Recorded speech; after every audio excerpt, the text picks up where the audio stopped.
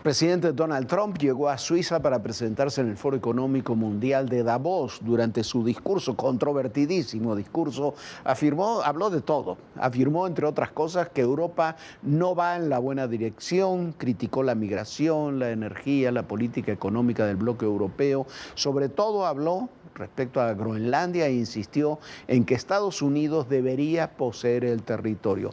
Por lo menos en este sentido, el presidente estadounidense dijo que no habría una intervención militar y anunció un acuerdo con la OTAN respecto a Groenlandia y toda la región ártica, por lo que retiró los aranceles anunciados a los países europeos.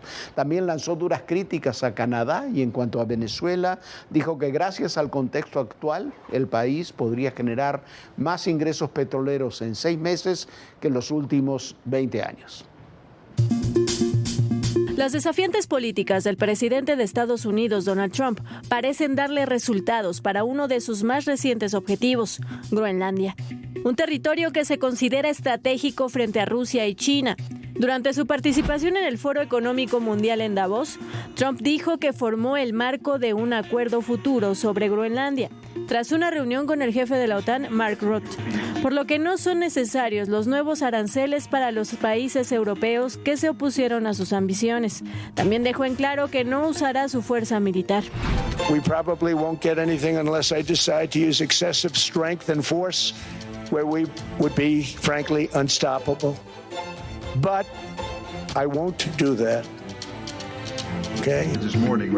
Luego de las conversaciones con el secretario de la OTAN, Trump confirmó en su red Truth Social que no aplicaría los aranceles con los que había amagado a los aliados para que cedieran el territorio danés. Sin embargo, criticó a la OTAN y acusó a Europa de depender excesivamente de Estados Unidos para su defensa. Because certain places in Europe are not even recognizable, frankly, anymore. They're not recognizable.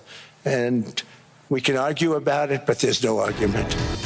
En cuanto al proyecto de la cúpula dorada o domo dorado, un sistema de escudo antimisiles para proteger a Estados Unidos de posibles ataques, Trump dijo que Canadá recibe muchas ventajas de nosotros y que deberían estar agradecidos, pero no lo están.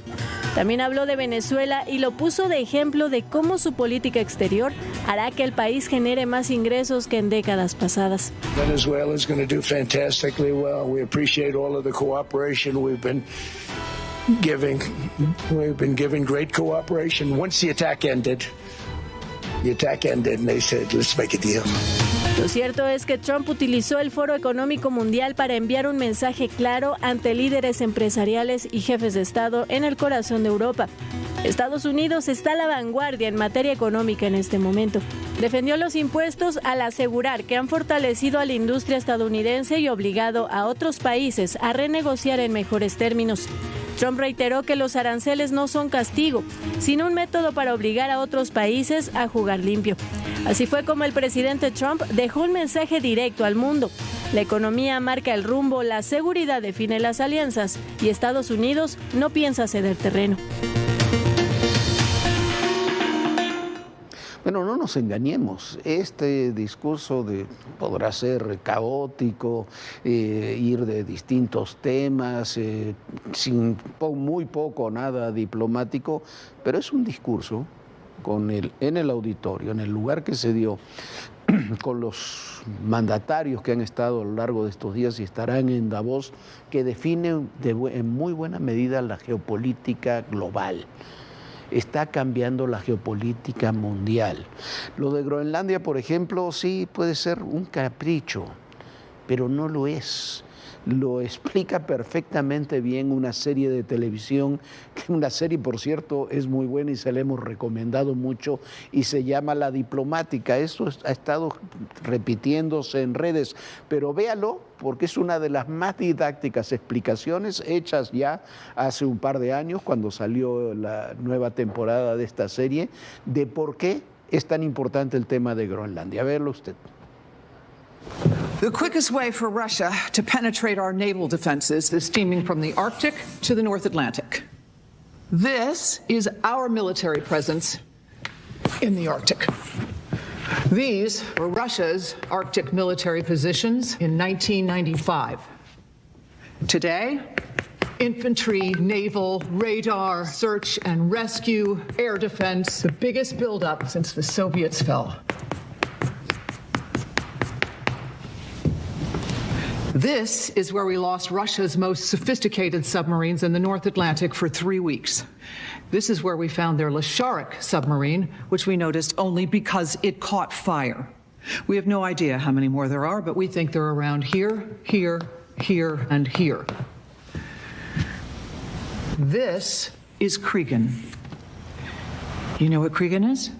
A nuclear submarine base in Scotland. All of the UK's nuclear weaponry is housed at Cregan. It's what makes them one of the 9 nuclear powers. Also, it's the only base in Europe where we can dock our nuclear subs. It's the last place we have any hope of detecting a Russian sub before it's in the vast Atlantic barreling toward New York. Ese es el esquema geopolítico que está detrás de todo eso. Ahí usted ve Groenlandia, y Groenlandia para Estados Unidos es parte de su hemisferio occidental. Está contemplado desde ese punto de vista. Claro que para eso no se necesita invadir Groenlandia, no se necesita, tiene todas las posibilidades de hacerlo, como aparentemente se va a acordar Trump con la OTAN. Groenlandia es territorio danés y Dinamarca es parte de la OTAN, y el tratado de la OTAN, que es la que le ha dado estabilidad a buena parte del mundo desde el fin de la Segunda Guerra Mundial hasta ahora, es un tratado que sería criminal, la verdad, para las democracias occidentales que se terminara rompiendo. Hacer crecer territorialmente el país es uno de los objetivos de Trump, y bueno, y eso, si se piensa de esa manera, hacerlo simplemente por una imposición, puede romper esa alianza histórica, aunque hoy aceptó que no intervendrá militarmente, pero quiere iniciar negociaciones inmediatas. No se sabe qué discutió con el jefe de la OTAN, pero algunos acuerdos llegaron. Los países de la Unión Europea y sobre todo de la OTAN en el viejo continente también fueron criticados más allá de estos acuerdos por Trump. Esto fue lo que les dijo. The European nations, Japan, South Korea, they're our partners. They've gone into massive deals with us, especially on oil and gas.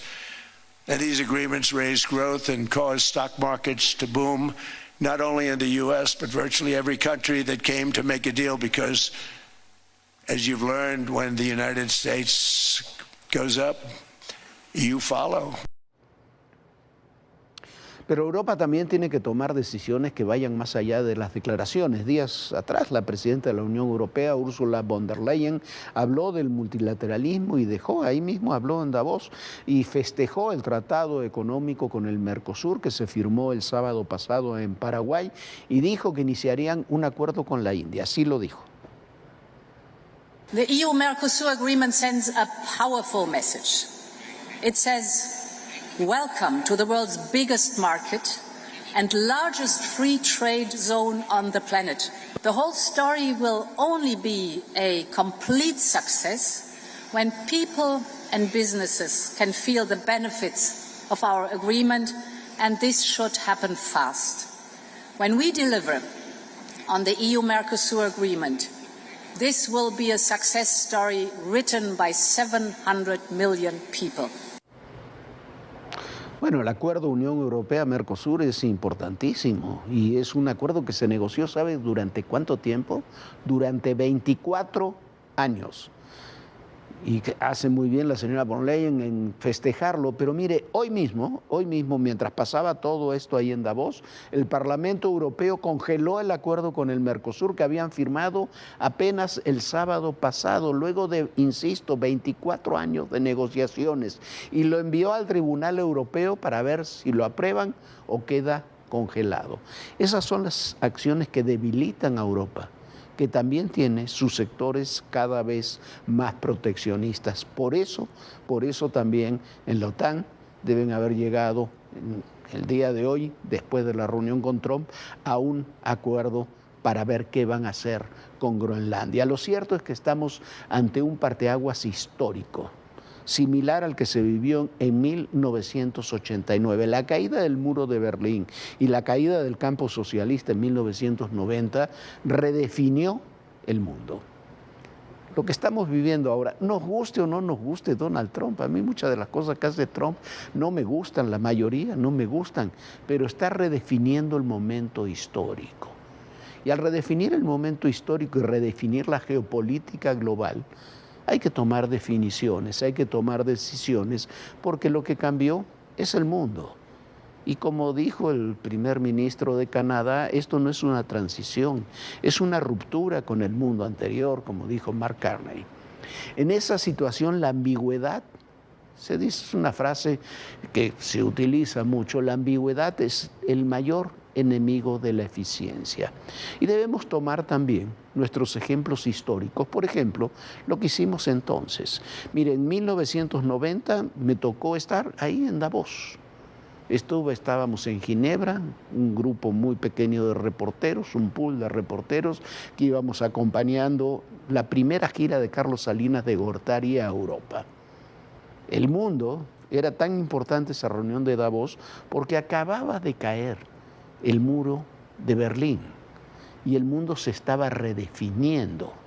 Iniciaba al mismo tiempo el gobierno de George Bush, Estados Unidos emergía como la única gran potencia y ahí estaba el mundo. Ahí llegó Salinas, que también usted lo puede estar de acuerdo o no, querer o no querer, criticarlo o no criticarlo, pero llegó ahí para impulsar las inversiones en México en una etapa donde iniciaba la apertura de nuestro país.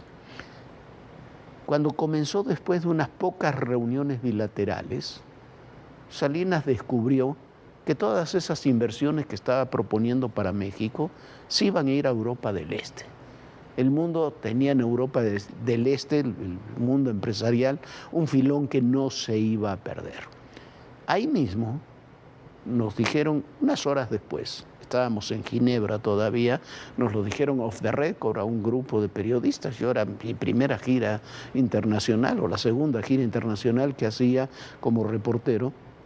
Nos dijeron que allá había partido un avión donde iba Córdoba Montoya, Serrapuche, otros funcionarios a Washington para aceptar una propuesta que le habían hecho en septiembre y que se había dejado de lado, que era establecer un tratado de libre comercio con México.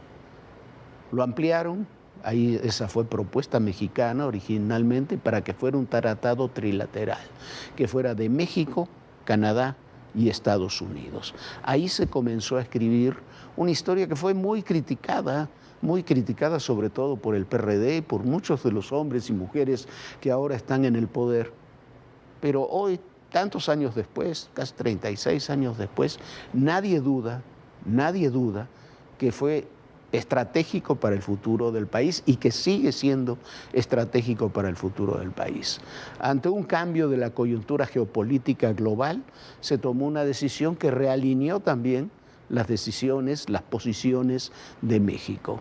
Ahora en 2026 hay que olvidar la ambigüedad, tomar decisiones. La opción que tenemos es fortalecer la relación con Estados Unidos en América del Norte, establecer todo un mecanismo de lo que se está viendo como lo que va a ser un bloque, que es este bloque hemisférico de América, donde se incluye incluso Groenlandia. Ese bloque hemisférico se tendrá que hacer con todos los países de la región y todos los países, no nos engañemos, se están alineando en esa lógica. El caso de Canadá puede ser diferente, primero por las diferencias políticas, incluso por la relación que tiene Canadá con Gran Bretaña, el Commonwealth, tienen otros temas, pero al final Canadá también tendrá que entrar en esa dinámica. Hay que tomar definiciones. El gobierno federal tiene que tomar definiciones. Es lamentable que no haya ido nadie del gobierno a Davos. Bueno, sí fue alguien, fue Altagracia Gómez, que no tiene ni siquiera un cargo oficial, o fue Alicia Bárcena, que es la secretaria de la Semarnat. Van a hablar de ecología cuando tenemos todos estos cambios a nivel global, nos quedamos sin interlocución. ¿Por qué? Porque queremos ser ambiguos. Para abandonar la ambigüedad hay que poner también en este contexto acciones como el envío de los operadores del narcotráfico a los Estados Unidos. Son acciones yo las considero necesarias, importantes, pero el gobierno también debe explicar bien cuál es la relación militar y de inteligencia que existe y que es muy profunda con la Unión Americana. Por lo pronto a estas ciudades y con estos cargos fueron los 37 enviados del día de ayer. El traslado de 37 reos mexicanos a Estados Unidos se hizo a petición del Departamento de Justicia de ese país y no tras la llamada que mantuvo con el presidente Donald Trump. Así lo informó el gobierno de México. Este nuevo grupo de criminales estuvo conformado por operadores del cártel Jalisco Nueva Generación, líderes del cártel del Noreste, operadores de los Beltrán Leiva, miembros de los Zetas y otras células delictivas, en los que destacan Pedro Insunza Noriega, alias el Señor de la Silla o el Sagitario, de 63 años. Es padre de Pedro Insunza Coronel, segundo al mando del cártel de los Beltrán Leiva. Insunza Noriega enfrenta acusaciones por narcotráfico, lavado de dinero y conductas relacionadas con la producción y tráfico de drogas sintéticas. Es un objetivo prioritario luego de que el Departamento de Justicia lo señalara como un actor clave en la crisis de salud por el consumo de opioides sintéticos. Fue trasladado a San Diego, California. Otro de los integrantes de los Beltrán Leiva es Juan Pablo Bastidas Arenas, alias El Payo Zurita, de 45 años. Operaba la logística del cartel y colaboraba con líderes de alto perfil. Colaboró con Fausto Isidro Mesa Flores, alias El Chapo Isidro, y Óscar Manuel Gastelum, alias El Músico, líder y lugarteniente de dicha organización. Fue trasladado también a California. También se encuentra Ricardo González Sauceda, el comandante Ricky o Mando R, de 27 años. Sería segundo al mando del cártel del Noreste por operaciones en Coahuila, Nuevo León y Tamaulipas. Autoridades en Homeland Security lo buscaban por homicidio, terrorismo, privación de la libertad y delitos relacionados con armas de fuego. Desde el penal de Durango fue trasladado a San Antonio, Texas. Armando Gómez Núñez, alias el Delta 1, de 46 años, fue recapturado en Zapopan, Jalisco, en diciembre de 2025. Es líder de la célula de los Deltas y operador de confianza de la cúpula del cártel Jalisco Nueva Generación. Fue enviado a Washington, D.C., donde enfrentará cargos por tráfico de drogas. Del cártel de los Zetas está Juan Pedro Saldívar Farías, de 42 años, conocido como el Z-27 o el Orejón. Enfrenta cargos por tráfico de armas y drogas. En su momento, el Z-27 fue considerado el tercero al mando de la organización criminal. Está ligado a un ataque contra 2 agentes del Servicio de Inmigración y Aduanas en la carretera de San Luis Potosí en 2011. En la lista también se encuentra María del Rosario Navarro Sánchez, conocida como la Señora o la Chayo, de 39 años. Es la única mujer del grupo. Está acusada de narcoterrorismo, tráfico de drogas y armas, además de lavado de dinero por parte del cártel Jalisco Nueva Generación. Mantenía un rol activo en la logística criminal entre México y la frontera con Texas. Con este traslado, son 92 los criminales de alto impacto enviados a Estados Unidos. El 27 de febrero de 2025 ocurrió la primera entrega, en donde 29 narcotraficantes fueron enviados al país vecino, mientras que el 12 de agosto de ese mismo año fueron trasladados otros 26 criminales, entre ellos varios miembros del cártel de Sinaloa. Bueno, estas detenciones, las detenciones que se han dado y estos envíos son de personajes importantísimos. Es la plana mayor del narcotráfico en México de los últimos 20, 30 años, pero sobre todo lo de los últimos 6, 7, 8 años, con todo lo que eso implica. Faltan por detener personajes, sí, faltan por detener personajes que son importantes. ¿Quiénes son?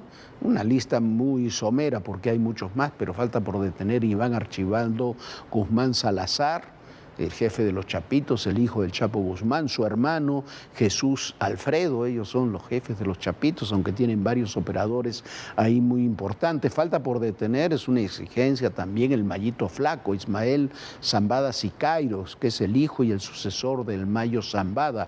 El Mayito Flaco ha reunido en torno a los Mayitos toda una alianza de grupos criminales, incluso los que estaban enfrentados con el cártel de Sinaloa y que ahora son enemigos precisamente precisamente de los chapitos. El personaje central en esto es el Chapo Isidro, Fausto Isidro Mesa Flores, son el principal sucesor de los Beltrán Leiva, que han sufrido en el último mes y medio, una sucesión de golpes importantísimos.